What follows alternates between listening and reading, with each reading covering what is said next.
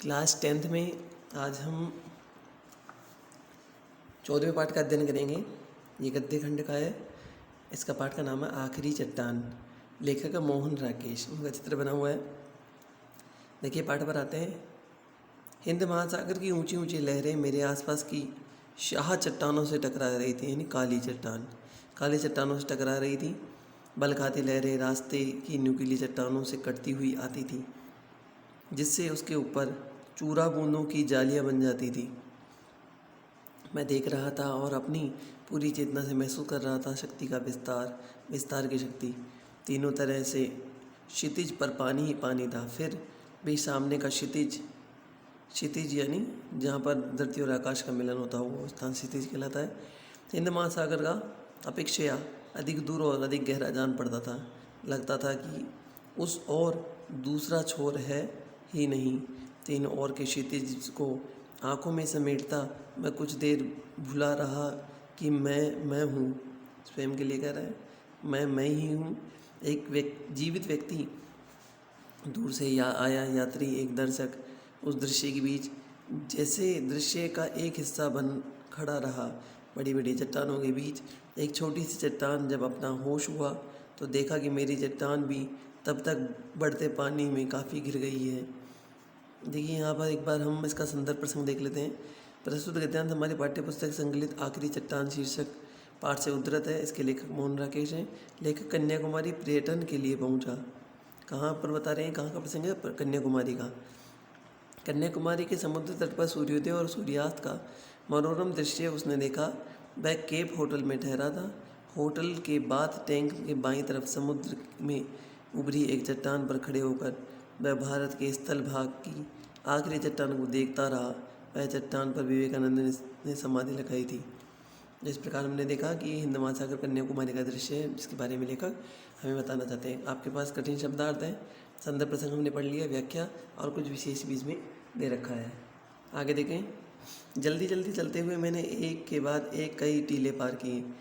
टांगें थक रही थी, यानी पैरों में दर्द हो रहा था और मन थकने को तैयार नहीं था।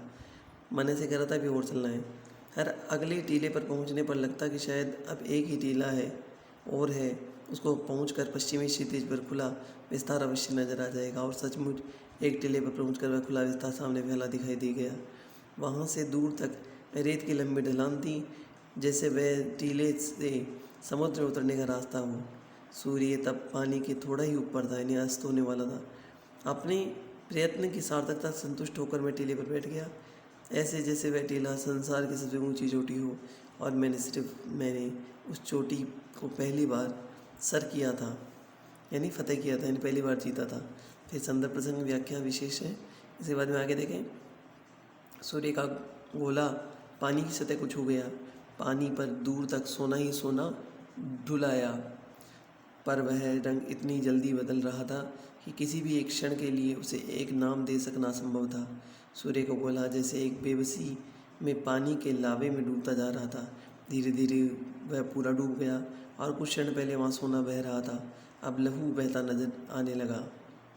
कुछ और क्षण बीतने पर वह लहू भी धीरे धीरे बेजनी से काला पड़ गया। मैंने फिर एक बार मुड़कर दाईं तरफ पीछे देख लिया। नारियलों की टहनियाँ उसी तरह हवा में उठ रही थी, हवा उसी तरह गूंज रही थी, पर पूरे दृश्य पटल पर स्याही फैल गई थी, यानी काला हो गया था। शाम को रात का समय होने जा रहा था। एक दूसरे से दूर खड़े झुरमुट स्याह पकड़कर जैसे लगातार सिर धुन रहे हुए थे और हाथ पैर पटक रहे थे। आगे देखें। अचानक ख्याल आया कि मैंने वहाँ से लौटकर भी जाना है। इस ख्याल से ही शरीर में कंपकपी भर गई। दूर सैंड हिल की तरफ देखा। वहाँ स्याही में डूबे हुए कुछ धुंधले लेन हिलते नजर आ रहे थे।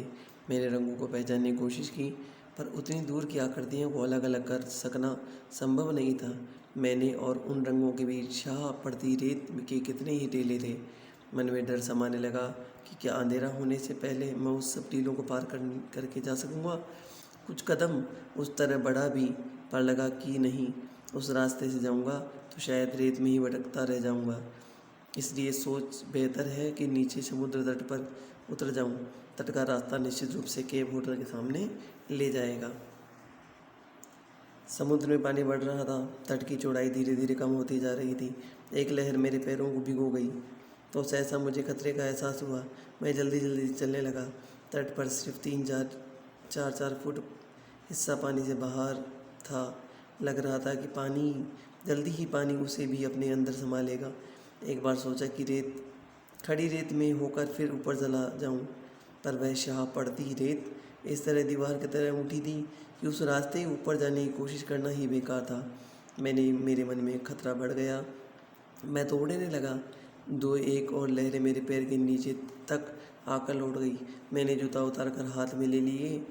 एक ऊंची लहर से बचकर इस तरह दौड़ा जैसे सचमुच वह मुझे अपने लपेटे में लेने आ रही हो। सामने एक ऊंची चट्टान थी।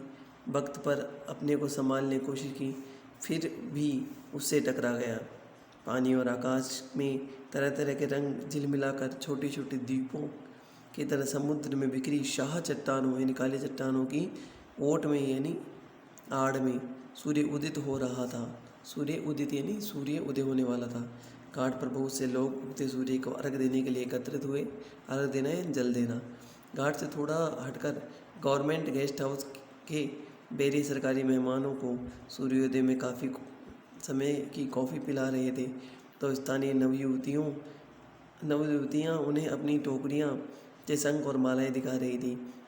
वे लोग दोनों काम साथ साथ कर रहे थे, मालाओं का मोल तोल और अपने बाइनोक्यूलर्स, इसका मतलब क्या होता है, दूर की वस्तुओं को स्पष्ट देखने वाला जो यंत्र होता है, से सूर्य दर्शन कर रहे थे। मेरा साथी अब मोहल्ले मोहल्ले के हिसाब से मुझे बेकारी की आंकड़े बता रहा था। बहुत से कडल काक हमारे आसपास तैर रहे थे। वहाँ की बेकारी की समस्या और सूर्योदय की विशेषता, इन दोनों से वे बेलाग यानी अप्रभावित। एक लहर ने नाव को इस तरह धकेल दिया कि मुश्किल से वह उलटते उलटते बची। आगे 3-4 चट्टानों के बीच एक भंवर पड़ रहा था। नाव अचानक एक तरफ से भंवर में दाखिल हुई और दूसरी तरफ निकल आई। इससे पहले कि मल्लाह उसे संभाल पाते, वह फिर से उस भंवर में दाखिल होकर घूम गई। मुझे कुछ क्षणों के लिए भंवर और उसमें घूमती नाव के सिवा किसी चीज़ की चेतना नहीं रही। चेतना हुई जब भंवर में 3-4 चक्कर खा लेने के बाद नाव किसी तरह उससे बाहर निकल आई। यह अपने आप में मल्लाहों की कोशिश से मैं नहीं कह सकता, यानी कैसे निकली इसका मुझे ज्ञान नहीं है। कन्याकुमारी के मंदिर में पूजा घंटियाँ बज रही थी। भक्तों की एक मंडली अंदर जाने से पहले मंदिर की दीवार के पास रुककर उसे प्रणाम कर रही थी। सरकारी मेहमान गेस्ट हाउस की तरफ लौट रहे थे। हमारे नाव और किनारों के बीच हल्की धूप में एक नावों के पाल और कडल काकों के पंख एक से चमक रहे थे। मैं अब भी आँखों के बीच की दूरी नाप रहा था और मन में बसों का टाइम टेबल दोहरा रहा था।